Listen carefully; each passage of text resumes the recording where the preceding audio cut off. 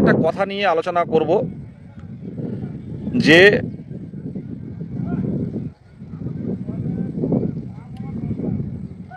আমরা কারা। আজকে অনেক অচেনা বন্ধুরা জয়েন করছে, অনেকে বুঝতে পারছে না যে আমরা কারা, কেন আন্দোলন করি। আজকে বেশ কিছু বিষয় নিয়ে আমি আলোচনা করব। আমরা কারা প্রথমে বলি।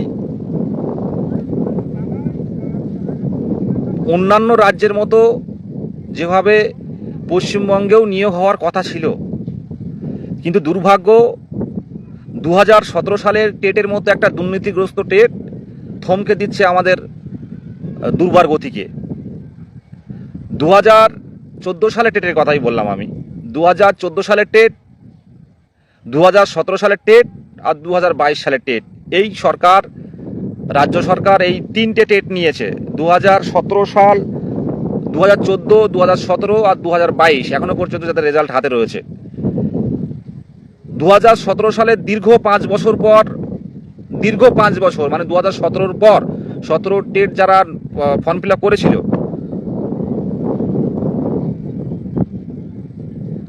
তো একের পর এক 2017 পর 2018, 19, 20, 21, 22 ডিসেম্বরে মাসে পরীক্ষা হলো, মানে 5 বছর পর প্রাথমিক টেট হলো। এবং যথারীতি 2023 সালের ফেব্রুয়ারি মাসের 10 তারিখে রেজাল্ট পাবলিশ হলো। এবং সেই রেজাল্ট পাবলিশের পরপরই সরকারের সদিচ্ছায় সাংবাদিক বৈঠক করে মাননীয় পর্ষদ সভাপতি গৌতম পাল মহাশয় ঘোষণা করেছিল যে কোনো টেট পাস বসে থাকবে না।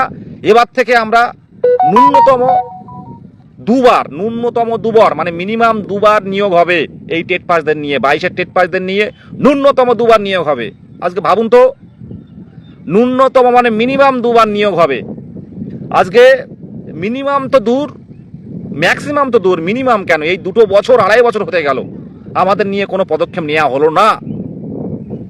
কিসের আইনি জটিলতা? কি কারণে আইনি জটিলতা? আর বসে থাকা যাচ্ছে না। গ্রাম অঞ্চলে এইসব এইগুলোতে আমাদের বাড়িতে সব মাছ কাঁকড়া ধরে, এইসব মাছ কাঁকড়া, এইসব নৌকায় করে মাছ কাঁকড়া ধরে। এইসব দেখুন, নৌকায় করে মাছ ধরতে যায়, এই জঙ্গলে মাছ ধরতে যায়, এইসব জঙ্গলে ওখান থেকে মাছ ধরতে যায়। দেখুন এই বড় নদীতে, ওই নদীতে মাছ ধরতে চায়, সেখান থেকে উপার্জন করে কিন্তু পড়াশুনো করতে হয়, সেখানে নদী নালাতে মাছ কাঁকড়া ধরে কিন্তু জীবন ধারণ করতে হয়। আজকে 2.5 বছর হয়ে গেছে টেট পাস হয়ে আছি, আর 5 বছর পর পরীক্ষা হচ্ছে, ছেলে খেলা হচ্ছে। এই হচ্ছে আমাদের পরিচয়টা আমরা দিয়ে দিলাম। কেন আন্দোলন করি? অনেকে জিজ্ঞাসা করে, আমি দেখেছি অনেকেই, যে তোমরা আন্দোলন কেন কর, দাবিগুলো কি? তো আমাদের দাবি 50,000 ভ্যাকান্সি।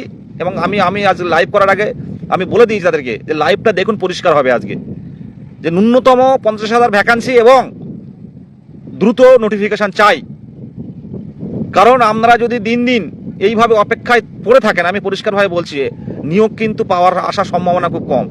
5 বছর বসে টেট হলো, আর 2.5 বছর অলরেডি পার হয়ে গেছে, আমাদের নিয়ে কোনো সদুত্তর দিল না। আসুন না, West Bengal board of primary এডুকেশনের তালা ঝুলিয়ে দিই। শুধু ডিএলএড পরীক্ষা নেওয়া আর শুধু প্রাথমিকের মানে কখনো সেমিস্টার সিস্টেম, কখনো পর্ষদ কোশ্চেন করছে, প্রত্যেকটা ডিএলএড কলেজ নিয়ে ব্যস্ত। আর যারা উত্তীর্ণ ক্যান্ডিডেট তারা রাস্তায় বসে রয়েছে। আমাদের যোগ্য পাওয়ার অধিকার আছে। আমার কথা হয়তো অনেকে আপনারা হয়তো সাধারণ মনে করছেন, আমার কথা বলাটা ভালো করে বুঝুন। আমাদের দেয়াটা ওটা অধিকারের মধ্যে পড়ছে, আমাদের পাওয়াটা, আর সরকারের দায়িত্বের মধ্যে পড়ছে এটা। আরে একাডেমিক সেন্স পরে ভাবো না, আগে নোটিফিকেশনটা আসুক। কারা এইসব করছে আমি জানি না, একাডেমিক সেন্স পরে হবে, নোটিফিকেশন আসুক আগে। প্রথম এবং প্রধান দাবি নোটিফিকেশন নিয়ে আসা। নোটিফিকেশন না আসলে এখন একাডেমিক চেঞ্জ জীবনে করতে পারবে না। একাডেমিক চেঞ্জ নিয়ে ওসব ভাবছি না। রাজপথে আসুন, 3 তারিখে আন্দোলনে আসুন। না হলে কিন্তু এরপর থেকে আর কোনো আন্দোলন হবে না। আন্দোলন করবো না, পুরো আন্দোলন তুলে নেবো। এই সব গ্রাম অঞ্চল থেকে ভাবুন তো, এই কোথায় বলুন তো, কত দূর এখান থেকে যাচ্ছি আমরা। এই দেখুন কোথায় বাড়ি, দেখুন ভেবে দেখুন, এইখান থেকে যাচ্ছি আমরা কলকাতার রাজপথে। দেখুন এই বোট যাচ্ছে, দেখুন এখান থেকে কিন্তু কলকাতার রাজপথে কিন্তু যেতে হয় আমাদের। এইসব বোট আসে, দেখুন এই আমাদের বাজার। তাহলে ভাবতে পারছেন জ্বালা আছে, যারা বিভিন্ন কোম্পানিতে ঢুকে আছেন, নতুন সংসার ধর্ম করছেন, তাদের মোটামুটি দেখলে হয়ে যাচ্ছে যে বিদেশ গাজীরা আছে, ঐক্যমঞ্চ আছে, চলে যাবে, অসুবিধা নেই, ওরা আন্দোলন করছে। এবারে যদি না করতে পারেন 3 মাস কেন 6 মাস পেরিয়ে যাবে, নোটিফিকেশান পাবেন না। আমি বারবার বলছি এলিমেন্টারি এডুকেশান কোথাও টিচার নেই। আরে 32,000 এই একটা নিয়োগ, যেখানে প্রচুর দুর্নীতিগ্রস্ত যারা সঠিক একাডেমিক তারা কিন্তু চাকরি পায়নি অনেকে 2014 সালের টেটে, 2016 রিক্রুটমেন্টে। তাদের থেকে কম নাম্বার পেয়ে অনেকে চাকরি করছে 32,000-এর মধ্যে। অনেকেই চাকরি করছে এই 2014 টেট এবং 2016 রিক্রুটমেন্ট। অনেক অযোগ্যরা কিন্তু ঢুকে আছে, সেই অযোগ্যদের বাঁচাতে গিয়ে যারা পিটিশনার তাদের চাকরি দেওয়া হচ্ছে, যেটা 2009-এরও একই সমস্যা, 2014-এরও একই সমস্যা হচ্ছে। আর নতুন যারা টেট পাস করলো পশ্চিমবঙ্গের ইতিহাসে, যারা স্বচ্ছ টেট পাস করে দেখালো, যাদের প্রত্যেকের হাতে ওএমআর আছে, ডিজিটাল ওএমআর আছে, যাদের প্রত্যেকের টেট সার্টিফিকেট আছে, তাদেরকে মুক্ত উড়ে ফেলে রাখা হচ্ছে, তাদেরকে একদম লুপ্ত করে অস্তিত্ব হারিয়ে দেওয়ার মতো পরিস্থিতি তৈরি করছে। আপার প্রাইমারি দ্বিতীয় আপার প্রাইমারি তৈরি করা হচ্ছে। 2009-এর প্যানেল বাতিল করার কথা বলেছিলেন তৎকালীন কলকাতা হাইকোর্টের বিচারপতি অভিজিৎ গাঙ্গুলি মহাশয়। তখন হাওড়া ডিস্ট্রিক্টের ডিপিএসসি চেয়ারম্যান বলল যে প্যানেল বাতিল করবেন না স্যার। তাদের অ্যাডভোকেট বলল আমরা যারা এসছে 2009-এ যারা বঞ্চিত তাদেরকে চাকরি দিচ্ছি, প্যানেল বাতিল করবেন না। সেইখান থেকে শুরু হলো। তারপর উত্তর 24 পরগনায় এমন করে মালদা এরপরে পর হচ্ছে। তারা গিয়ে যে বঞ্চিতদের তারা চাকরি দেওয়ার চেষ্টা করে, বঞ্চিত মানে যারা কেস করেছে তাদের চাকরি দিচ্ছে। 2014 16 রিক্রুটমেন্ট ম্যাক্সিমাম সব অবৈধভাবে ঢোকানো হয়েছে। তাদের এখন দেখতে পাচ্ছে তাদের থেকে আরটিআই করে অনেকে জানছে যে তাদের থেকেও কম নাম্বার পেয়ে চাকরি পাচ্ছে, সেই সময় তারা চাকরি পায়নি। তারা এখন কোর্টে ছুটছে, এটা স্বাভাবিক। তারা বলছে আমাদের চাকরি দাও। এখন কি হবে, প্যানেল বাতিল করার থেকেও যারা পিটিশনার হিসাবে এসে তাদের চাকরি দেওয়া হোক, প্যানেল বাতিল করলে হবে না। তাহলে কি আলটিমেটলি কি হচ্ছে, যারা অযোগ্য তাদেরকে রেখে দেওয়া হচ্ছে, এবার যারা যোগ্য থেকে বঞ্চিত হয়ে গেছে তাদেরকে ডেকে চাকরি দেওয়া হচ্ছে, কোর্ট কেস তুলে নাও, চাকরি দিচ্ছি। আর মাঝখানে থেকে যারা রেগুলারলি যারা আমরা পড়াশুনো করে টেট পাস করেছি তারা কিন্তু আলটিমেটলি বঞ্চিত থেকে যাচ্ছি। এটা কিন্তু হচ্ছে, আপনারা বুঝতে পারছেন না। আমরা যারা খবর রাখেন ভিতরে তারা ভালো করে জানেন। আমরা একটা প্রসেসে ঢুকতে পারলে কিন্তু আমরা বিভিন্ন দাবি রাখতে পারতাম। একটা প্রসেসে ঢুকতে পারলে 2017 টেট আমরা জানি, মামা মাসি দাদা দাদু সব এক জায়গায় বসে কিন্তু টেট পাস করেছিল। সবার কথা বলছি না, কিন্তু অনেকেই কিন্তু এই ব্যাংক থেকে কিন্তু, আমি যেটা বলি পরিষ্কার বলি, আমার নিয়ে অনেক গ্রুপে সমালোচনা হয়, একদল ভালো বলে, কিছু মানুষ তো আসবে যারা নেগেটিভ বলে। তো সেই সময় যারা একটুখানি বুদ্ধিমান তারা ওই পাশাপাশি সবাই বসেছিল ব্যাংক থেকে ওই ফর্ম তুলে, তো পাশাপাশি রোল নাম্বার পড়েছিল, পাশাপাশি সবাই পাস করেছে। 2017 টেট যারা জেনুইন পাস করেছে তাদেরকে বাহবা দেওয়ার দরকার, সত্যি তারা ভালো করেছে।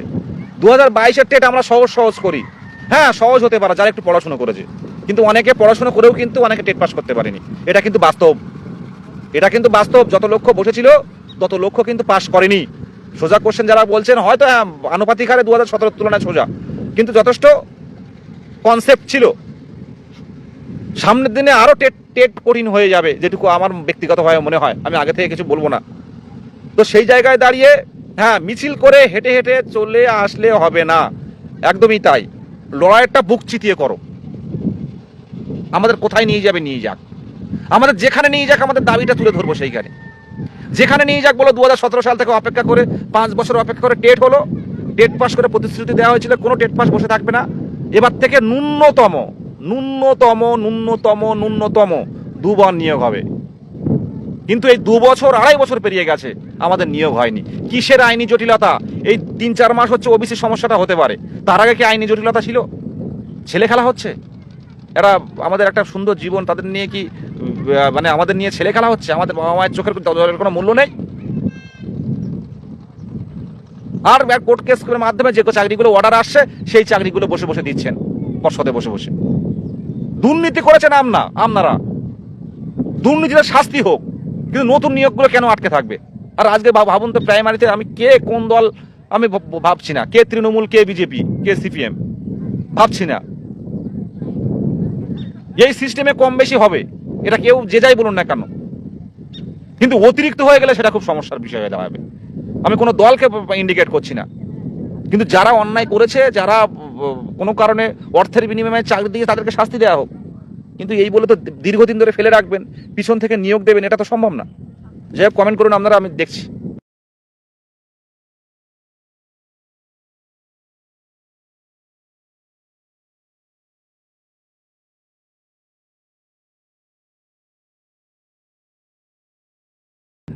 দেখুন, আপনারা হয়তো ভাবছেন যে 3 তারিখ নিয়ে কোনো প্রচার নেই, আমি জানি না। দেখুন, আমি কিন্তু প্রথমে আমরা শুরু করেছিলাম কয়েকজন মিলে, 3-4 জন মিলে, শেষও কিন্তু করব, এটা মাথায় রাখবেন।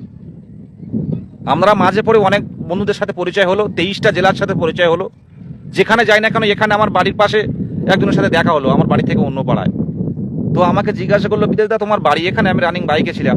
তো এই রকম হাওড়া স্টেশনে বলুন আর অন্য জেলায় বলুন গেলে কিন্তু কারো না কারোর সাথে আমাদের দেখা হয়, যারা যারা হচ্ছে আমাদের পরিচিত, মানে আমাদের দেখেছে কিন্তু আমি চিনি না। তো আমার বাড়ির পাশে একজন বলছে, দাদা তোমার বাড়ি এখানে? আমি বললাম হ্যাঁ, রানিং অবস্থা। তো বললো, দাদা আমি তো অবাক হয়ে যাচ্ছি, তোমার বাড়ি এখানে। তো লড়াইগুলো অনেকে দেখছে কিন্তু রাজপথে পাচ্ছি না, লড়াইগুলো দেখছে কিন্তু রাজপথে পাচ্ছি না। আপনাদের অস্তিত্বটা জানান দিন, অস্তিত্বটা জানান দিন। সিএম এর সাথে দেখা করতে হলে কি করতে হবে? সিএম চাকরি প্রার্থীদের সাথে ওইভাবে দেখা করেন না। আনতে পারবেন প্রতিরোধ, তৈরি করে গড়ে তুলতে পারবেন প্রতিরোধ। সিএম যে রাস্তায় যাবে সেই রাস্তায় দাঁড়াতে পারবেন 5000 জন। আসুন না, আসুন না, হাত উঁচু করে দাঁড়িয়ে পড়বো যে আমাদের সাথে একটু কথা বলুন 1 মিনিট।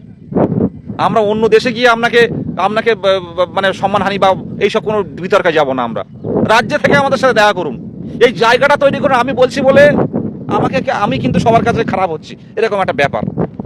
আমি বলছি বলে কিন্তু আমি সবার কাছে একটা খারাপ একটা হচ্ছি, এটা অনেকে এই সাহসটা কিন্তু দেখাতে পারছেন না। আমি বলি, সামনাসামনি বলি, আমি সঠিক কথা বলি, আমি ন্যায্য দাবির কথা বলি, আমি ন্যায্য অধিকারের কথা বলি, আমাদের বঞ্চনার কথা ফুটিয়ে তুলি। আমি ভাবুন তো, 2017 এটা 2022-এর শেষ,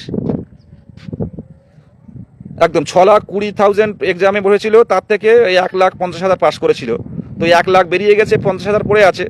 তো 50,000-এর মধ্যে আপার প্রাইমারি বেরিয়ে গেছে অনেক, 2017 টেট অনেক বেরিয়ে গেছে, বাদ বাকি কত থাকতে পারে? সরকার মনে করলে এবছরই নিয়োগ দিতে পারে। ভাই, বাড়িতে যদি বসে থাকো, নিয়োগ এভাবে আশা করো না, এভাবে ওই ভাই নিয়োগ হয় না। আমি দেখতে পাচ্ছি অনেকে ফেসবুকে খুব অ্যাক্টিভ, ধুমধাম করে বিয়ে করে নিচ্ছে 22 টেট, কিন্তু কোনদিন রাজপথে দেখিনি, যা আমরা কিন্তু ফেসবুকে দেখি। লড়াইগুলো করতে হবে ভাই, আমরা স্কুলে পড়াবো। এখন যদি আমরা এইভাবে অন্যায়ের বিরুদ্ধে প্রতিবাদ না তৈরি করতে পারি, অন্যায়ের বিরুদ্ধে যদি আমরা জনমত গড়ে না তুলতে পারি, তাহলে আগামী দিনে আমরা শিক্ষার্থী গড়ে তুলবো কি করে? শিক্ষকের কিন্তু অনেক রূপে কাজ আছে, শুধু স্কুলে গেলাম, টাইমলি পড়ালাম, চলে এলাম তা নয়। সমাজে অনেক দায়িত্ব রয়েছে, সমাজে অনেক দায়িত্ব রয়েছে। আর একদল আছে ফেসবুকে বড় বড় ডায়লগ দেয়, রাজপথে পাওয়া যায় না, এই যাচ্ছি ওই যাচ্ছি, এই করে দেবো সেই করে দেবো, তাই এতদিন যাচ্ছি। ফেসবুকে বেশি বিপ্লব না দেখে রাজপথে আসুন, আমাদের চিৎকার করে বলুন আমাদের কেন বঞ্চিত, মানুষকে জানান, আর নিজের ফেসবুক ওয়ালে শেয়ার করুন। 2017 টেট, 2017 টেট নোটিফিকেশন, আর 2022-এর ডিসেম্বরের টেট নোটিফিকেশন। এর মাঝখানে কোনো কাজ হয়নি রাজ্য সরকারের। এর মাঝখানে নতুন করে কোনো টেট নেয়নি, নতুন করে যারা হচ্ছে নতুন করে ডিএলএড পাস করে বেরোলো, ডিএলএড প্রশিক্ষণ প্রাপ্ত হয়ে বেরোলো, তারা কিন্তু কোনো পরীক্ষা দিতে পারেনি। জিনিসটা বোঝানো হোক প্রত্যেকের উদ্দেশ্য। 3 তারিখে আসুন, যে যেখানে থাকবেন, কোথায় যাবেন, যা যাবেন সব বলে দেওয়া হবে। আর এরপরে যদি রাজপথে আমরা না নামেন, থেমে যাব। সত্যি কথা বলতে কি থেমে যাব, কোনো কথা বলবো না। কারণ এই দেখুন, এই জায়গা থেকে যেতে হয়, এই জায়গাটা আপনারা দেখুন, হয়তো লাইভগুলো অন্যরকম লাগে। এখান থেকে এই নদীতে এই সব জাল নিয়ে, আমার বাবা কাকারা এই সব জাল নিয়ে কিন্তু মাছ ধরতে যায়। দেখুন, এই যে নৌকা বাঁধা আছে, ওই নৌকায় করে, এই নৌকায় করে।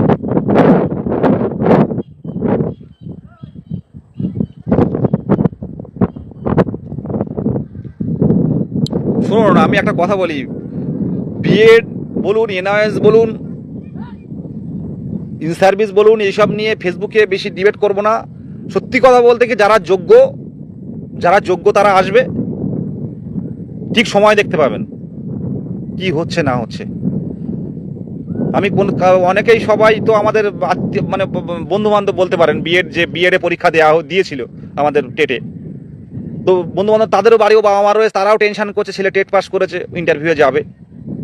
কিন্তু সবার বাবা মা আছে, সবাই টেনশনে থাকে। তাই এই নিয়ে আমি কোনো কিছু বলবো না, এনওএস নিয়ে বা বিএড নিয়ে।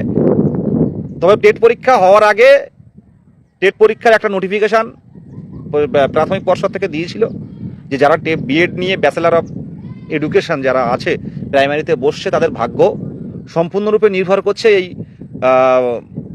বিএড কেসের উপরে, যেটা মধ্যপ্রদেশ ভুলে গেছি, যাই হোক ওই কেসটার উপরে 11ই আগস্ট এই মামলার রায় বেরিয়েছিল। মামলার অর্ডার কপিটা দেখে নেবেন। তার কয়েক মাস পরে রিভিউ হয়েছিল, সেখানেও আমরা ছিলাম, দেখে নেবেন বিষয়গুলো। শুনুন, আমাদের সবচেয়ে প্রধান ব্যাপারটা হচ্ছে যদি আমরা একটা রিক্রুটমেন্ট প্রসেসে ঢুকতে পারতাম, কোনো না কোনোভাবে যদি একটা ফর্ম ফিল আপ করে রাখতে পারতাম, একটা প্রতিরোধ গড়ে তুলে, তাহলে সমস্ত রকম 2014 বলুন আর 2017 বলুন আর বিএড বলুন আর এনওএস বলুন অনেকটা বেরিয়ে যেতে পারতাম। এনওএসও ঢোকার সুযোগ পেত না যদি না আমরা এই বছরের আগে, এই বছরের অনেক আগে যদি আমরা একটা নোটিফিকেশন ফর্ম ফিল আপ করে রাখতে পারতাম। ইচ্ছে করে ফেলে রাখা হচ্ছে, ইচ্ছে করে ফেলে রেখে এখন ওবিসি বাহানা তৈরি হচ্ছে। ইচ্ছে করে ফেলে রাখা, পরিষ্কারভাবে বুঝতে পারছি। আমি নিজেও ওবিসি, তারপরেও বলছি আমাদের নিয়ে ছেলে খেলা হচ্ছে, 2022 টেট নিয়ে ছেলে খেলা হচ্ছে। এই ছেলে খেলাগুলো আমাদের মৃত্যুর মুখে ঠেলে দেওয়া হচ্ছে। আমরা প্রত্যেকেই কিন্তু কষ্ট পাচ্ছেন, প্রত্যেকেই কিন্তু অনিশ্চিত জীবন। শুধু আমাদের ব্যাচেলার ছেলে না, অনেকে ম্যারিড লাইফ আছে, তারাও কিন্তু সুখে নেই। আমাকে তো প্রচুর মেসেজ আসে বিভিন্ন দিক থেকে, সব মেসেজ রিপ্লাই দিতে পারি না, কিন্তু হয়তো দেখা হয়, দেখে ছেড়ে দিই। এগুলো আগে করতাম না, কিন্তু সত্যি কথা বলতে কি যথেষ্ট মেসেজ আসে। এমনকি ফেসবুকে ডাইরেক্ট যেহেতু মেসেজ করলে আমার আসে না, তো আমার যদি ফ্রেন্ডে থাকেন বা এতে থাকেন মেসেজগুলো আমি দেখতে পাই। কিন্তু আমি দেখলাম আগের দিন ফোনটা ঘাটাঘাটি করতে ফেসবুকে, ওখানে স্প্যাম বলে একটা মেসেজ রিকোয়েস্ট বলে একটা অপশান আছে, সেখানে স্প্যাম বলে একটা অপশান রয়েছে। তার মধ্যে গিয়ে দেখলাম প্রায় 400-500 মেসেজ ওখানে অনেকে করে রেখেছে, যারা আমার ফ্রেন্ডের মধ্যে নেই, প্রায় 500-র কাছাকাছি। আমি ওগুলো রিপ্লাইও দিতে পারিনি, অনেক আগের, ওগুলো আমার সামনে আসে না, মেসেঞ্জারের সামনে আসে না, ওগুলো ওইখানে এসে জমা হয় মেসেজ রিকোয়েস্টে গিয়ে। তো অনেক বন্ধুরা বিভিন্ন জেলার থেকে মেসেজ করেছে, আমি রিপ্লাই দিতে পারিনি। অনেক হয়তো খারাপ ভাবছেন যে ইচ্ছে করে রিপ্লাই দিচ্ছে না, কিন্তু না, অনেক মেসেজ আসে। যারা আমার ফোন নিয়ে দেখেছে তারা জানে যে বিদেশদা কতটা মেসেজ আসে জানি না, কোনো না কোনোভাবে লড়াইটা প্রথম থেকে ছিলাম। 23 জেলার টেট উত্তীর্ণ বলে নয়, অনেক প্রাথমিক শিক্ষক ডিআই থেকে শুরু করে অনেকের সাথেই পরিচয়, অনেকে ফলো করেন। তো লাইভগুলো এবং আমার শেয়ারগুলো আপনারা হয়তো ভাবেন অনেকে যে একচেটিয়া আপনি সরকারের পক্ষে বলেন বা সরকারের বিপক্ষে বলেন, এমন ধরনের কথা আপনারা বলেন, কিন্তু এটা ভাববেন যে আমরা হবু শিক্ষক। সত্যি কথা বলতে হবু শিক্ষক আমরা কিন্তু ভালো কথা বলে এগোচ্ছি। শিক্ষক ছাত্র এমন একটা পেশা বা এমন একটা জায়গা, এরা কিন্তু যে কোনো মুহূর্তে যে কোনো কিছু তৈরি করে ফেলতে পারে। আজকে আন্তর্জাতিক পরিস্থিতিতে ছাত্র আন্দোলন কাকে বলে আমরা দেখেছি, আমরা আন্দোলন করতে জানি। আমরা যে কথাটা বলছিলাম অনেকে কষ্টে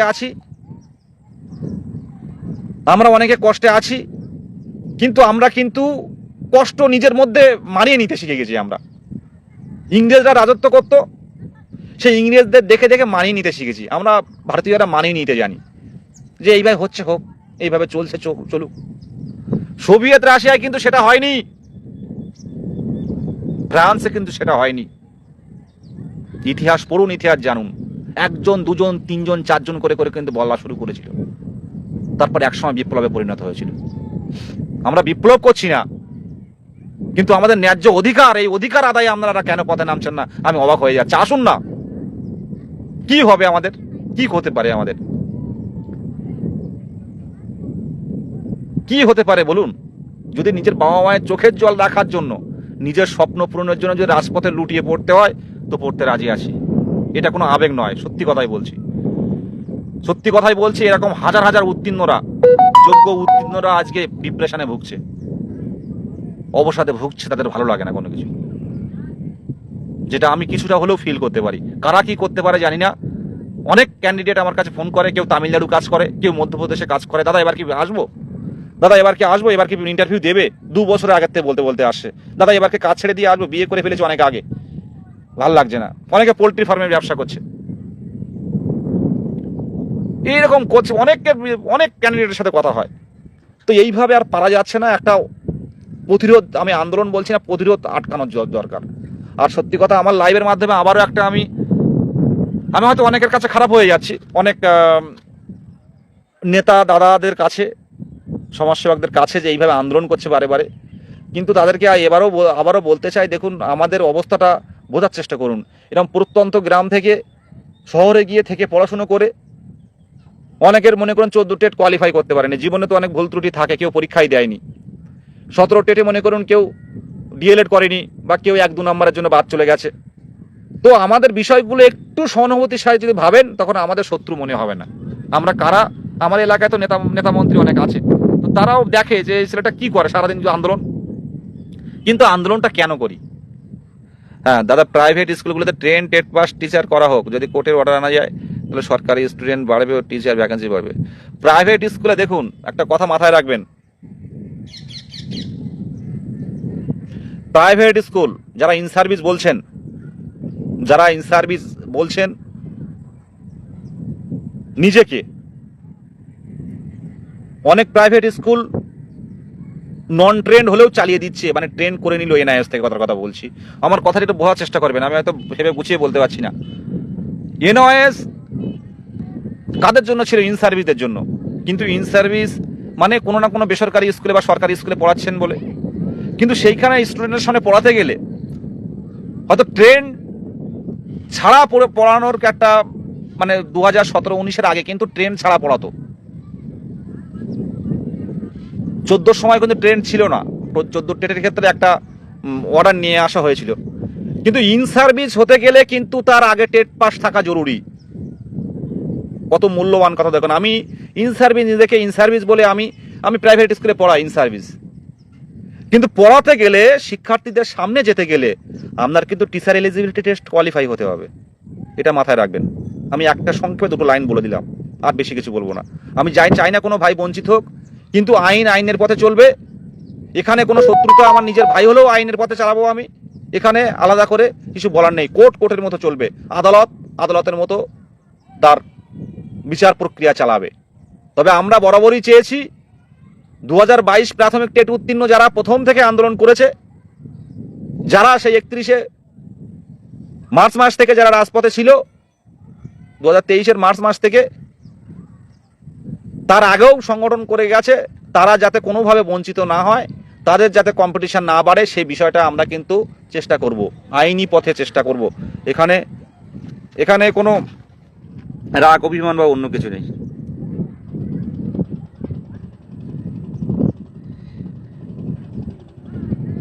কবির খান বলছে, তো আমি 2014 টেট পাস, ট্রেন ওবিসিদের কি হবে? 2014 টেট পাস এখন কি আর আছে? সবাই তো চাকরি পেয়ে গেছে। শুনুন, ওবিসিদের কিচ্ছু হবে না, পরিষ্কারভাবে বলছি। 10 বছর ধরে একটা ওবিসি ক্যান্ডিডেটকে তার শংসাপত্র দেওয়া হলো সরকার থেকে। 10 বছর আপনি ভোগ করলেন, 10 বছরে আপনি পড়াশুনো করলেন সেই সার্টিফিকেটটা দিয়ে, আর 10 বছর পরে ইনভ্যালিড করা হলো। কিন্তু সেখানে পরিষ্কার লেখা আছে যে নতুন করে যদি সরকার সার্ভে প্রক্রিয়া করতে পারে, নতুন করে যদি প্রপার ওয়েতে যদি সার্ভে প্রক্রিয়া করে ওবিসি লিস্ট টাঙাতে পারে, তো সেগুলো বৈধ হয়ে যাবে। আর একটা পয়েন্ট আমি বলছি, অলরেডি কে কি বলছে, কোন অ্যাডভোকেট কে কি বলছে আমি জানি না, আমি অ্যাডভোকেটও নয়, আমার ব্রেনে যেটুকু আসে, অলরেডি বেনিফিট যারা পেয়ে গেছে, শুধু চাকরির ক্ষেত্রে নয়, নট সার্ভিস, কে কি বলছে শুনানির সময় সেটার বিষয় না, নট অনলি ফর সার্ভিস, যারা বেনিফিট পেয়ে গেছে অলরেডি ওবিসি, তাদের ক্ষেত্রে এই কেস কোনো প্রযোজ্য নেই। আর কোনো কারণে ওবিসি থাকলোই না, কথার কথা বলছি, তাহলে তারা কি করে পরীক্ষা দেবে? তাদের জন্য একটা এক্সেপশনাল অর্ডার বের করতে হবে। তাদের জন্য তারা বঞ্চিত হবে না, এটা পরিষ্কারভাবে বলছি। কারণ টেট পাস যদি আপনাকে করানো হয়, ওই কেসে অর্ডারে মনে করুন আপনি টেট পাস করলেন, কিন্তু রিক্রুটমেন্টে আসতে পারবেন না। অনেকে একটা কথা বলছে, আমি বলছি, টেট পাস করলেন মনে করুন আপনি 82 পেয়ে, আপনি রিক্রুটমেন্টে টেট পাসের সার্টিফিকেট যখন ভ্যালিড, তখন আপনি সার্টিফিকেটটা যদি ইন্টারভিউ না বসতে পারেন, তাহলে সার্টিফিকেটটা তাহলে কি দরকার আপনার বৈধ রেখে? সেক্ষেত্রে আপনার হয়তো জেনারেল কাট অফ ক্লিয়ার করতে হবে ইন্টারভিউয়ে। এটা আমার ব্যক্তিগত মতামত। আপনারা আগে থেকে ভেঙে পড়বেন না, নোটিফিকেশানটা আনুন, নোটিফিকেশানটা অন্যভাবে আনা যায়। আমি সেটা পরিষ্কারভাবে জানাচ্ছি, নোটিফিকেশানটা আনার চেষ্টা করুন।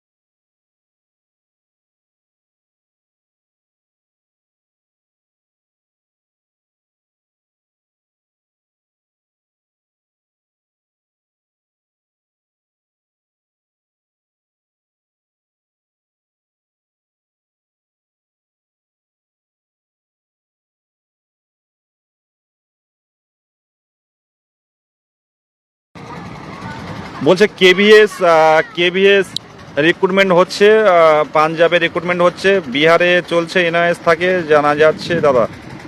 কেভিএস রিক্রুটমেন্ট হচ্ছে। আমি তো এনওএস একবারও বলিনি যে এনওএস রিক্রুটমেন্ট হবে না। আমি একবারও অশোক সরকার মহাশয়, আমি কিন্তু একবারও বলিনি যে এনওএস কিন্তু রিক্রুটমেন্ট হবে না। আমি কিন্তু এটা একবারও বলিনি। সুপ্রিম কোর্টের অর্ডার অনুযায়ী সব কিছু হবে। শুনুন একটা কথা বলি, ইন সার্ভিস যারা বৈধ ইন সার্ভিস তারা রিক্রুটমেন্ট প্রসেসে আসতে পারবে, কিন্তু এটাও মাথায় রাখবেন সাথে সাথে যে ইন সার্ভিস হতে গেলেও কিন্তু টেট পাস জরুরি। ইন সার্ভিস কাদের বলছে? যারা অলরেডি চাকরি করছে, যারা টিচার অলরেডি, সরকারি হোক বেসরকারি হোক, যারা টিচার হতে গেলে তো আপনার টেট পাসটা হতে হবে, নাহলে আপনি টিচার হলেন কি করে? এটা একটা কিন্তু পয়েন্ট, এটা মাথায় রাখবেন। আগে টেট পাসটা কি করে হলেন? ইন সার্ভিস হলেই তো আপনি মানে টেট পাস হলেই তো আপনি বাচ্চাদের পড়াতে পারবেন, শিক্ষার্থীদের। কিন্তু ইন সার্ভিস যদি না হন, এই টেট পাস যদি না হন, তাহলে ইন সার্ভিস হলেন কি করে? একটু অর্ডার কপিগুলো দেখবেন বা শুনানিগুলো দেখার চেষ্টা করবেন। যেটুকু আমার মাথায় ওই বুদ্ধিটা এসছে, জানি না কতটা যুক্তিসঙ্গত, তবু চাই কেউ বঞ্চিত না হয়। সঠিক তথ্য বা সঠিক যারা ডিএলএড করেছে তারা অবশ্যই এনওএস হলে অবশ্যই আসুক, কিন্তু আমার পয়েন্টটা আপনারা বলবেন না। আমি ইন সার্ভিস বলছি যে আমি ইন সার্ভিস হতে গেলে ট্রেন থাকুন আর না থাকুন আপনার কিন্তু আপনার কিন্তু মানে টেট পাসটা থাকতে হবে।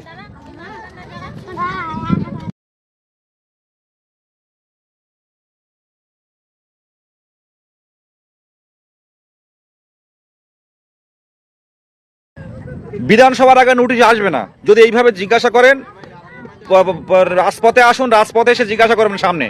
বিধানসভার আগে নোটিশ আসবে না, নোটিশ আসবে 2028 সালে গিয়ে। এমন যদি কোশ্চেন করেন উত্তর হবে এইরকম।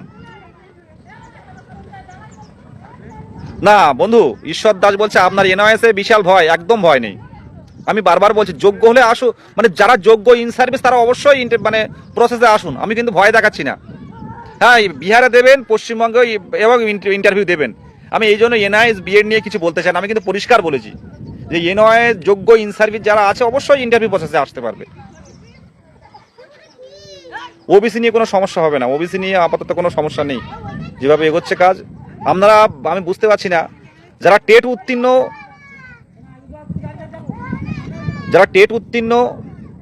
22-এ হয়ে আছেন, কারোর ক্ষেত্রে সমস্যা হবে না। যারা পূর্ণ প্রশিক্ষিত ডিএলএড যারা আছে, দেখুন এনওএস নিয়ে বলুন, বিএড নিয়ে বলুন, আমাদের কোনো আলাদা ইয়ে নেই, আলাদা কোনো, যেটুকু যা বলবে পর্ষদ আছে, সুপ্রিম কোর্টের অর্ডার মোতাবেক কাজ করবে। সুপ্রিম কোর্টে যেটা অর্ডার থাকবে সেই অর্ডার অনুযায়ী কিন্তু পর্ষদ কিন্তু সেই অর্ডার অনুযায়ী কিন্তু কাজ করবে। পর্ষদ বলুন, সরকার বলুন, ডিপিএসসি বলুন, সুপ্রিম কোর্ট বা হাইকোর্টের অর্ডার মোতাবেক কিন্তু তারা কিন্তু এগোবে। এখানে আমি বললাম বা অন্য কেউ বললো তাতে কাজ হবে এমনটা ঠিক নয়।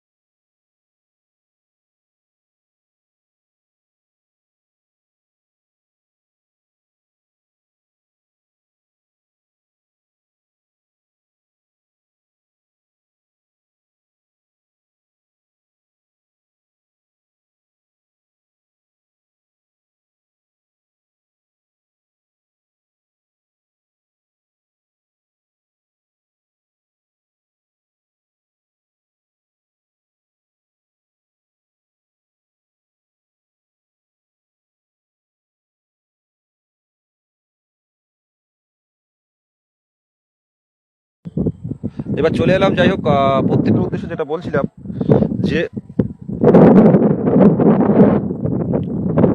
যে আমাদের মানে গুরুত্বপূর্ণ এবং প্রধান মুখ্য দাবি হচ্ছে 50,000 ভ্যাকান্সি এবং দ্রুত নোটিফিকেশান নিয়ে আসা। ওবিসি কেসেরও কোনো সমস্যা হবে না, ওবিসি কেস যেভাবে চলছে চলুক, যত সংখ্যক উত্তীর্ণ আছে, সরকার চাইলে সকলের নিয়োগ দিতে পারে। সরকার চাইলে সকলেই নিয়োগ হতে পারে। শূন্যপদ 1 লক্ষ শূন্যপদ কিন্তু সেদিন কিন্তু বিধানসভায় বললেন, আলাদা করে বললেন, মানে 2 লাখ না 2.5 লাখ বললেন, তার মধ্যে 1 লক্ষ আছে শিক্ষক পদে। সেই শিক্ষক পদটা কিন্তু প্রাথমিকে, এটা মাথায় রাখবেন পরিষ্কারভাবে। যদি এই ওবিসি সমস্যা দেখা যায়, কারণ কোর্টে কারোর হাত নেই, কোর্টের মতো চলবে। এই 3 মাস পরেও যে শুনানি হবে তাড়াতাড়ি করে, কেউ বলতে পারে না যে 3 মাস হওয়ার পর একটা শুনানিতে শেষ হবে। কেউ জানে না একটা শুনানিতে শেষ হবে, এটা আপনারা সবাই জানেন। সুতরাং একটা পোর্টাল খুলে দেখা হোক, একটা পোর্টাল খুলে, আমাদের কেন বারে বারে বলতে হয়, একটা পোর্টাল খুলে দেখা হোক সেই পোর্টালে কত সংখ্যক ডিএলএড, টেট পাস, পূর্ণ প্রশিক্ষিত বৈধ ডিএলএড আছে, সেই অনুযায়ী দেখা হোক। যদি 40,000 কি 45,000, সে এনআইএস হোক আর বিএড হোক, যারা বৈধ হবে সেই সময় প্রত্যেককে নিয়ে আইনি পথে, যদি তাদের বৈধ মনে হয়, পর্ষদ সেটা দেখবে, আইন মেনে একটা সৎ এবং স্বচ্ছ একটা প্যানেল তৈরি করুক, একটা মানে একটা ফর্ম ফিল আপ তৈরি করার পর সেই অনুযায়ী শূন্যপদ দেওয়া হোক। তাহলে কেউ বসে থাকবে না, কোনো কোর্ট কেস হবে না, কোনো মামলা হবে না। চাইলে, মিউট খুলে দিয়েছি, চাইলে প্রত্যেকটা ক্যান্ডিডেট কিন্তু নিয়োগ পেতে পারে। আমি এমন জায়গায় আছি, পুরো সুন্দরবনের মধ্যে আছি, এখানে নেটওয়ার্ক পেয়েছি, আমার অনেক ভাগ্য ভালো।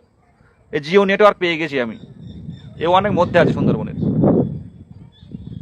এই সন্ধ্যা হচ্ছে, সন্ধ্যার পরিবেশটা দেখুন, একটা খোলা আকাশের নিচে এই একটা সুন্দর পুরো দূষণহীন জায়গা, এখানে আসলে রোগ ভালো হয়ে যায়। দেখুন এখান থেকে দেখতে পাচ্ছেন চাঁদ উঠেছে, চাঁদটা দেখতে পাচ্ছেন, এখানে সিগন্যাল দিচ্ছে, দেখুন ওখানে একটা লাইট পড়ছে, সিগন্যাল দিচ্ছে, এই চাঁদ উঠেছে। দেখুন চাঁদের মনটা কিন্তু আস্তে আস্তে অন্ধকার হচ্ছে।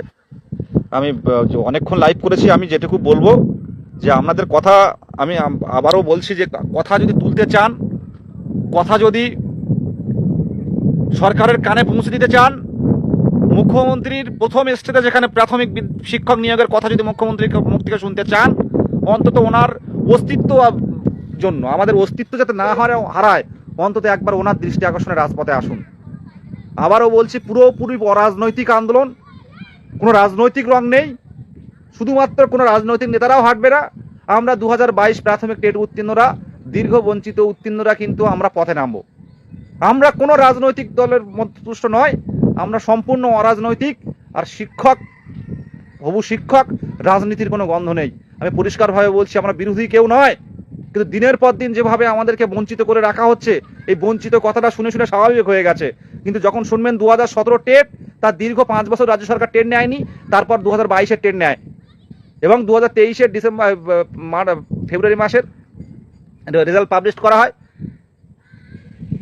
তো রেজাল্ট পাবলিশের পর কি হলো, রেজাল্ট পাবলিশ করে জানানো হলো যে এবার থেকে ন্যূনতম 2 বার নিয়োগ হবে, বছরে 2 বার নিয়োগ হবে, কোনো টেট পাস বসে থাকবে না। কিন্তু ন্যূনতম নিয়োগ কি দূর, আমাদের নিয়ে ভাবাই হয়নি। কখনো শিক্ষামন্ত্রীর কাছে গেছি, 4-5 বার দেখা করেছি শিক্ষামন্ত্রী, মাননীয় শিক্ষামন্ত্রী শ্রী প্রাপ্ত বসু মহাশয়ের সাথে দেখা করেছি, মুখ্যমন্ত্রীর সাথে হাতে হাতে আমরা ডেপুটেশন পৌঁছে দিয়েছি। দেখা করেছি আমরা বিভিন্ন পার্টির মুখপাত্রের কাছে, কুণাল ঘোষ থেকে শুরু করে সবার সাথে ফোনে কথা বলেছি। এছাড়াও অন্যান্য নেতৃত্ববৃন্দ আছে, প্রত্যেকটা ডিপিএসসিতে বারে বারে গেছি, এমএলএ এমপিদের কাছে বারে বারে গেছি। বলুন আমরা কোথায় যাইনি? এমএলএ এমপি বলুন, যেখানে গেছি, যে মন্ত্রী, সভাপতি থেকে শুরু করে, শিক্ষামন্ত্রী থেকে শুরু করে, শিক্ষা প্রতিমন্ত্রী থেকে শুরু করে, কার কাছে যাইনি আমরা? এমনকি মুখ্যমন্ত্রীর হাতেও আমাদের ডেপুটেশন তুলে দিয়েছি। যখন কথা শোনা হচ্ছে না, ভাই প্রতিরোধে নামো। যেখানে মুখ্যমন্ত্রী যাচ্ছেন, ভালোভাবে গণতান্ত্রিক পদ্ধতিতে জানানো হোক। আমি ইতিমধ্যে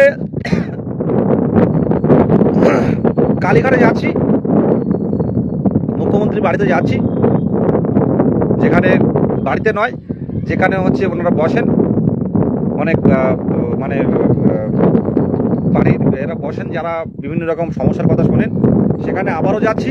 আমরা মুখ্যমন্ত্রীর দেখা করার আমি প্রসেস শুরু করে দিচ্ছি।